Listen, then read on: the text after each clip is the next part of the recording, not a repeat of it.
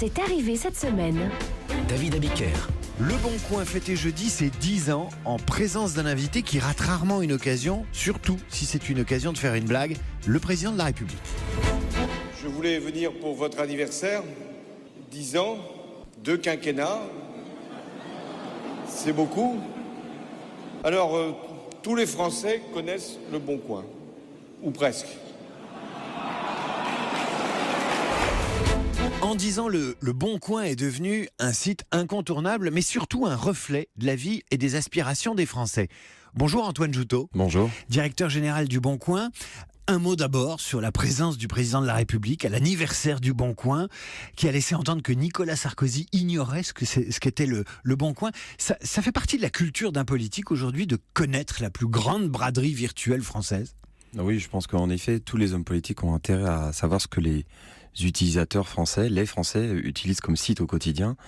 Quelles sont leurs préoccupations? Parce que finalement, le Bon Coin, c'est le reflet de leurs préoccupations aux Français.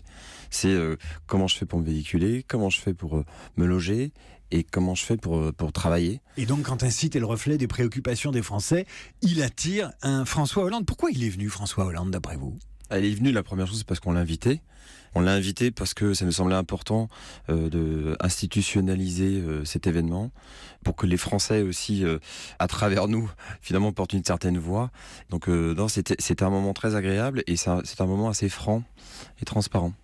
Alors, on va pas refaire l'économie d'Internet. Ce qui m'intéresse davantage ce matin, c'est pourquoi très tôt, les Français se sont appropriés ce site, alors que, il y a eBay, il y a Amazon.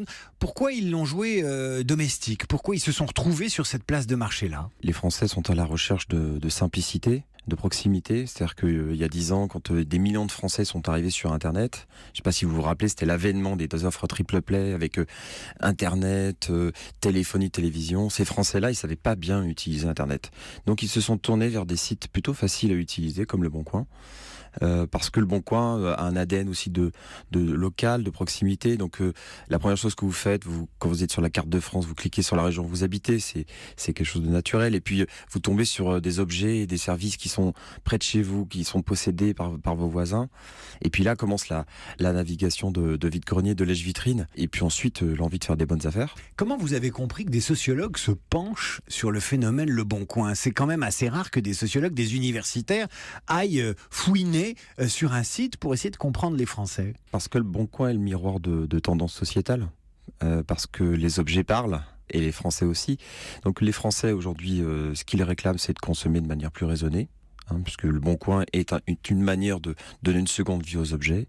Ils ont envie de rencontres. 80% des transactions sur le Bon Coin se font en face à face, et pour quelques euros parfois. Donc c'est pas uniquement pour obtenir de l'argent, c'est aussi pour partager une passion, par exemple de la musique, de la collection. Donc les sociologues assez vite se sont dit, attends, il se passe quelque chose autour de cette économie, donc qu'on appelle collaborative aussi, et ils ont essayé de l'analyser et d'analyser cet engouement. Et je pense qu'il y a quelque chose de très positif dans l'économie du Bon Coin, alors qu'en parallèle, on n'arrête pas de parler d'une économie très négative, très pessimiste. Le Bon Coin est à l'opposé de ça. On parle de dynamisme, on parle d'échange. Alors le Bon Coin reflet des préoccupations des Français, le logement, acheter moins cher, se débarrasser d'objets qui servent plus, donner une deuxième chance à ces objets, l'emploi. Est-ce qu'il y a des domaines que vous vous interdisez? Est-ce qu'il y a des choses qu'on n'achètera ou qu'on ne vendra jamais sur le Bon Coin? Oui, il y a des choses qui sont interdites. La première chose, c'est pour le moment pas de site. On ne veut pas devenir un site de rencontre. Donc pas d'annonce de rencontre. Ça nous semble compliqué au milieu de jeux et jouets, ou même à côté d'un château à 20 millions d'euros. Ça n'a pas sa place, en tout cas dans les annonces. On s'interdit aussi la vente d'alcool fort. Voilà, il y a un certain nombre de catégories qui ne nous semblent pas être dans nos valeurs, dans celles d'un site grand public. Notre vocation, c'est de toucher tous les Français.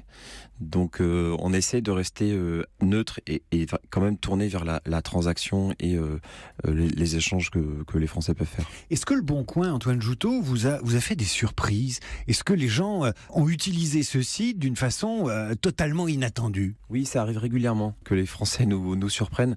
En ce moment, ce qui nous surprend le plus, c'est qu'on nous sommes utilisés comme un média. C'est-à-dire que je prends par exemple, en ce moment, il y a beaucoup de professeurs d'école, qu'on cherche des professeurs d'école, on cherche à remplir des classes d'école.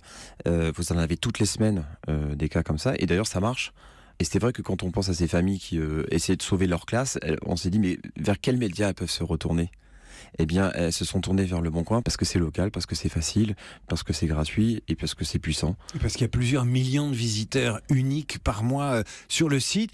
Vous aviez invité jeudi soir, en même temps que François Hollande, le milliardième client, ou en tout cas, utilisateur du Bon Coin.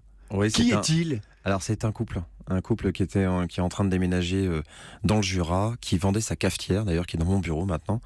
Donc on les a appelés, on leur a acheté leur cafetière et puis on les a invités à Paris passer 2 jours. Et d'ailleurs c'est marrant parce qu'on a réussi à les loger dans un hôtel qui s'appelle Chez Georgette, qui est un petit clin d'œil. Ils sont venus à la soirée, on leur a présenté François Hollande et ils symbolisent la confiance que les Français ont dans le Bon Coin depuis 10 ans. Voilà, on a été ravis de les avoir. Alors, vous parliez de Chez Georgette. Est-ce que c'est pas le nom auquel a échappé le Bon Coin, Georgette ? Je sais pas s'il y a échappé, mais ça aurait pu être drôle qu'il s'appelle comme ça.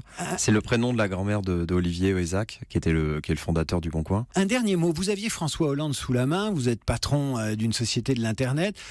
Vous en avez profité pour lui dire que vous payiez, vous, au Bon Coin, 2 fois plus d'impôts que toutes les grandes firmes multinationales américaines en France depuis 2 ans. Ça vous révolte ? Oui, j'en ai profité pour lui dire 2 choses. La première chose, c'est que je voulais lui dire que je souhaitais qu'il y ait de la stabilité réglementaire autour de notre environnement. Voilà, ça me semble important qu'on arrête de légiférer sur tous les univers sur lesquels on est tous les jours. Et puis la seconde chose, c'est qu'en effet, on est fiers de payer nos impôts en France et en Europe. Mais par contre, on s'interroge sur justement cette équité fiscale qui ne s'applique pas forcément à tous. Il a été très sensible à ça parce qu'il l'a repris dans son discours. J'étais très heureux qu'il le fasse. Non pas que j'en veuille à ces firmes américaines, je demande juste à être traité sur le même pied d'égalité. Antoine Joutot, directeur général heureux du Bon Coin. Bon anniversaire. Rendez-vous dans 10 ans pour les 20 ans du Bon Coin. Merci à vous.